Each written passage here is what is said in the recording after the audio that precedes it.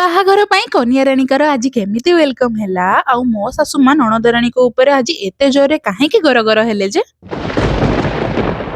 ତ ମୋ ପ୍ରିୟର ବନ୍ଧୁଗଣ, ମୋ ନଣଦଙ୍କ ବାହାଘର ପାଇଁ ଆଉ କିଛିଟା ଦିନ ହିଁ ବାକି ରହିଗଲା। ଆଉ ଆମ ନଣଦ ରାଣୀ ଆଜି ହିଁ ଘରେ ଆସିକି ପହଞ୍ଚୁଛନ୍ତି। ଆଉ ଯୋଉ କଥାଟା ଖାଲି ମତେ ହିଁ ଜଣା ଅଛି। ତ ଆମର ବର୍ଷା ରାଣୀ ଘରେ ସମସ୍ତଙ୍କୁ ସରପ୍ରାଇଜ ଦବା ପାଇଁ ଏଇ କଥାଟିକୁ ସିକ୍ରେଟ ରଖିବାକୁ କହିଥିଲେ। ଆରେ ମୋ ପାଟିଟା ସିନା ଚୁପ୍ ଅଛି, କିନ୍ତୁ ନଣଦ ରାଣୀ ଆସିବା କଥା ଜାଣି ମୋ ପାଦ ପୁରା ଖଲ ଖଲ ହଉଛି। ତ ଯେହେତୁ ଆମ ଝିଅଟା ଆଉ କିଛି ଦିନ ପରେ ବାହା ହେଇଯିବ, ତାଙ୍କର ଛୋଟ ବଡ ଖୁସିର ଧ୍ୟାନ ରଖିବା ଏଇଟା ହଉଛି ମୋର କର୍ତ୍ତବ୍ୟ। ତ ଯେହେତୁ ଆଜି ସୋମବାରଟା ଥିଲା, ତାଙ୍କୁ ମୁଁ ଚୁପ୍ କିନା ପଚାରିଥିଲି, ବର୍ଷା ଆଜି ସୋମବାରଟା କଣ ଖାଇବ କହିଲ? ଆଉ ସେ ଅତି ଖୁସିରେ କହିଥିଲେ, ମେଘା ମୋ ପାଇଁ ଟିକେ କୋବି ଚିଲି ବନେଇଦବୁ। ଆଉ ମାମାଙ୍କର ସେପଟେ ରେସିପି ବନେଇବାର ଥିଲା, ଆଉ ତାଙ୍କୁ କିଛି ଏମିତିରେ ବି ଜଣା ନଥିଲା। ଆଉ ମାମା କହିଲେ, ଆଣ ମୁଁ ଶାଗ ଗୁଡା ବାଛିଦେବି, ତୁ ତୋର କଟାକୁଟି କରିକି ସବୁ ରାନ୍ଧାରୁନ୍ଧି କରିବୁ। ତ କାଟାକୁଟି ସରିଲା ପରେ ଏପଟେ ମୋର ରୋଷେଇ ଚାଲିଥାଏ, ଆଉ ମଝିରେ ମଝିରେ ଆସିକିନା ମୁଁ ଚେକ୍ କରୁଥାଏ କି ମାମା ଏଇଠି କରୁଛନ୍ତି କଣ।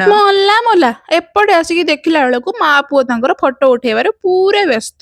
ଆଉ ମାମାଙ୍କୁ ମୁଁ ପଚାରିଦେଲି, ମାମା କଣ ବନଉଛନ୍ତି? ଆଉ ସେ କହିଲେ ମକର। ଆଉ ଠିକ ମୁଁ ଚିଲିଟା ମାରି ସାରିଥାଏ, ଆସିକି ତ ନଣଦରାଣୀ ପହଞ୍ଚି ଗଲେ, କିନ୍ତୁ ଭାଇ ଏଠି ଥାଳ ଧରିକି ଛିଡା ହେଇଛନ୍ତି ୱେଲକମ କରିବା ପାଇଁ। ମାନେ ଥାଳରେ ଦୀପ ନଥିଲା, ନଡିଆ ଗୋଟେ ଥିଲା, ମାନେ ସେ ଆସି ପହଞ୍ଚିବ ମୁଁ ନଡିଆଟା ତା ମୁଣ୍ଡରେ ବାଡେଇଦେବି। ଆଉ ନଣନ୍ଦ ଆସିବା ଖୁସିରେ କୋଉ ଭାଉଜ ଖୁସି ହୁଅନ୍ତୁ ବା ନୁହନ୍ତୁ, ମୋ ନଣନ୍ଦ ଆସିକି ପହଞ୍ଚିଗଲେ, ମୋର ତ ମକର।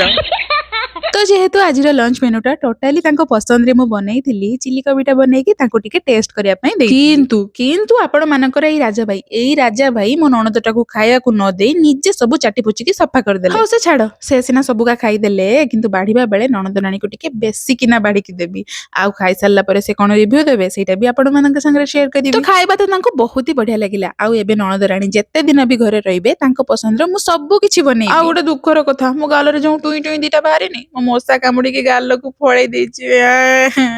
ଆଉ ସେଇ ମଶା କାମୁଡିବା ଜାଗାଟା ମଝିରେ ଏତେ ଇଚିଂ ହେଲା, ମୁଁ କୁଣ୍ଡେଇ ଦେଇକି ତାକୁ ଫଟେଇ ଦେଲି, ସେଥିପାଇଁ ଗାଲର ଅବସ୍ଥା କିଛି ଏମିତି ହେଇଛି। ଆଉ ଏତେ କାମ ଭିତରେ ସକାଳ ପାଖରୁ ଯୋଉ ଲୁଗା ଗୁଡାକ ଧୁଆ ହେଇଥିଲା ତାକୁ ଶୁଖେଇବାକୁ ଭୁଲି ଯାଇଥିଲି। ହଉ ସାଙ୍ଗମାନେ, ଆଜି ପାଇଁ ଥକିଗଲି, ପୁଣି ଦେଖା ହବ ନେକ୍ସଟ ବ୍ଲଗରେ।